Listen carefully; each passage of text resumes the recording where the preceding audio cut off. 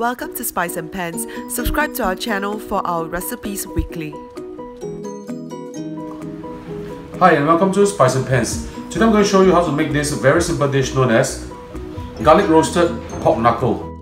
Well, basic ingredient very simple. I have with me one big piece of pork knuckle over here, 1 tablespoon of this black pepper, 2 tablespoons of sea salt, 1 whole bulb of garlic, which I actually have sliced into arrow shape like this, and 1 tablespoon of rice wine. Okay, now I'll show you how we do the marinade. Okay, using a piece of sharp knife, liberally poke holes into the skin. Okay, but be very careful when you do this, don't hurt yourself, please. This to help actually to blister the skin. So there will be a few steps to this. Right now we are just marinating. While we are doing the roasting, we will need vinegar and more salt. We are doing this so that the skin will blister and it will be more crispy, much crispier. Okay, just liberally stab the skin. So now, on the other side of the throttle, we make several incisions. This so that I can actually put the garlic into all these holes actually. So I'm just going to liberally just every 1 inch away, I'm just going to slice the pork and poke it in. Okay, we'll just let the garlic do the magic.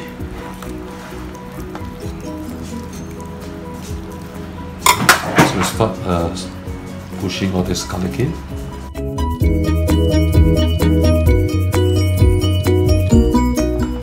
Right, I'm stuffing all this garlic in because I want the taste of the garlic to actually flow into the meat during the marination time.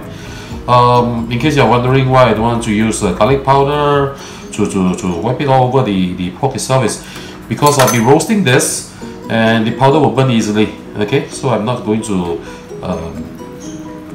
use powder form or things like that. So I'm using only very basic ingredient, which is garlic, salt, pepper, and some rice wine to kill off the hawkiness. So the part with the most meat, actually I've stuffed the most garlic. I've stuffed some garlic right next to the bone also to bring out the flavor also. So what I'm going to do now is on the meat itself, I'm going to just use my hand to rub the rice wine all over to kill the hawkiness smell.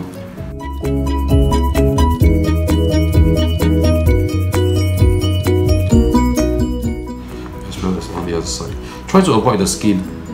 We are avoiding the skin because we don't want the skin to be wet. If you want things to be crispy when you fry them, the skin has to be dry.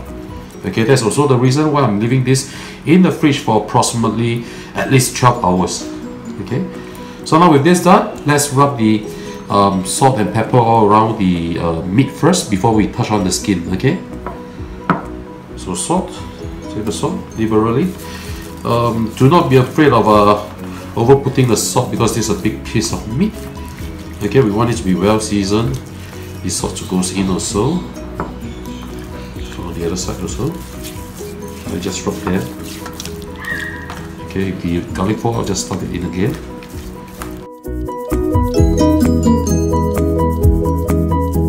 Next we put in the black pepper. Can you do the famous black pepper one? No, I don't. Okay. That's so stupid. No.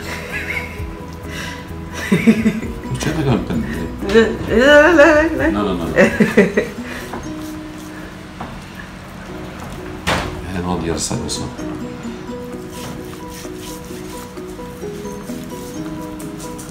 Okay, now the important part is we have to flip it over now. Okay, and do the skin part.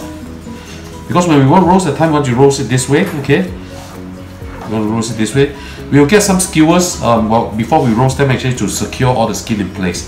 So now let's rub the salt over the skin.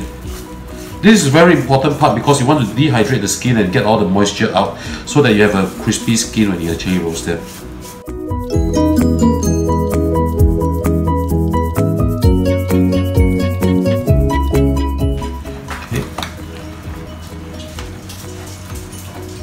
So we put it in the fridge and let it marinate overnight. This has been resting in the fridge for overnight. So what I'm going to do now is I'm going to tighten up the skin and I'm going to put it in place using skewers, right? So I like it to be like this because when you actually roast it, at the time the skin will sort of shrink and go out of shape. So I want it secure in place. So I'm just going to use skewer to put them down in place.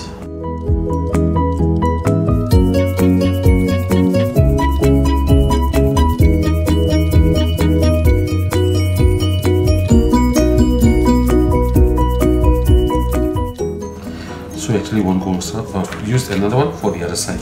So make it like a crisscross kind of thing. Okay. Show the garlic back again.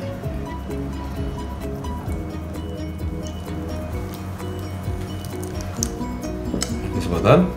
So what we do now is we have already heated up the oven at 180. I'm going to roast this for 1 hour first at 180, and then after that 20 minutes on 220 to 250, depending on how well the skin will blister. Okay, let's put this in the oven.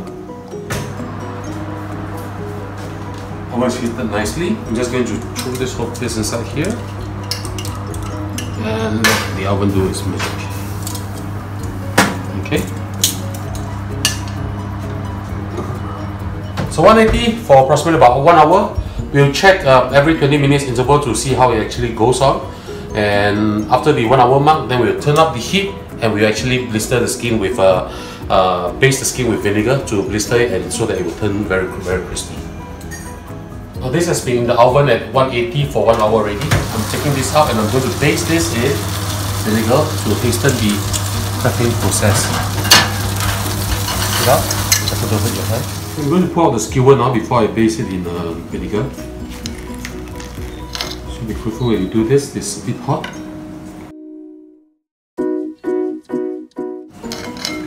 Okay, the pork is basically cooked already, so now what we need is the crackling on the skin. So I'm going to baste just a normal plain white vinegar over it. It is to hasten the process of the crackling. I'm going to do this every 10 minutes or so. Okay, do not worry about the skin being sour or stuff like that, because high heat will actually kill the tangy taste itself, the sourness of the vinegar. Okay, and in it goes to the oven again. I'll set it at about 250 for 30 minutes, but I'll check back every 10 minutes and baste it. If it's crackling enough already, I'll just take it out. Okay, now back to the oven.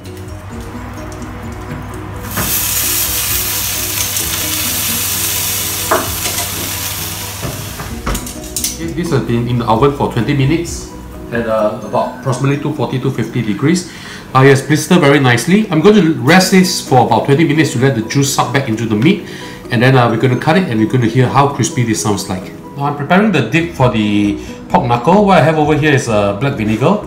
You can use Worcester sauce or white vinegar, it's really up to you. Why I'm using vinegar is to cut off the fattiness of the pork knuckle. So I'm adding in 3 cloves of garlic chopped into here. I like my sauce to be spicy, or rather my dipping sauce to be spicy, so I'll be adding in 3 small chili or chili padi, deseeded of course. I want the spiciness without the heat, so I've chopped them up also, 3 pieces of them. So I'm just going to mix them around and put them aside later as dip for the pork knuckle. Okay, the pork knuckle has been resting for approximately about 20 minutes or so. So now I'm just going to cut them, and the moment of truth is coming up now.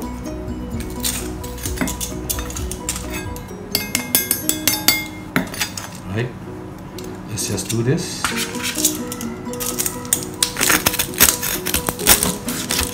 You can listen to how crispy the pork is actually.